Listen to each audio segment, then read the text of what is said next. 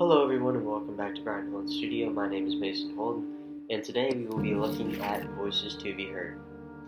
Now, before I say anything else, I do want to say real quickly that this piece was inspired by a friend's relative who committed suicide. So I just wanted to mention that real quick before we got into anything. Now with voices to be heard, we all go through developmental stages in our lives. And when we go through those developmental stages, time briefly stands still.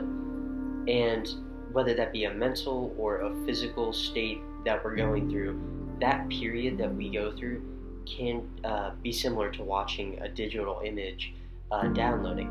And while it's downloading, you're very uncertain about what will appear in the pixelation once it fully downloads. Life can often be very overwhelming, uncertain, and very challenging for most people with basic everyday living and their job. It is helpful and very meaningful for that person's voice to be heard, whether that be in the workplace or through family or whatever. When one's life is viewed up close, it can represent a blurred version of existence, and that of a person that is suffering. But when they take a step back and have support from their friends and from their community, their life can be very manageable and can be, unclouded.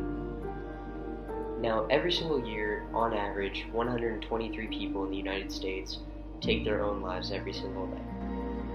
Of these people, some leave behind a letter of hope and inspiration for others to read.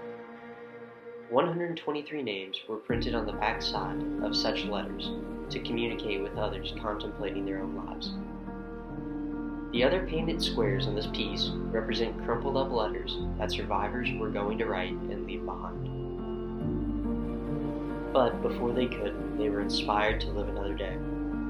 Also on this piece, you might realize that this piece is representative of a face.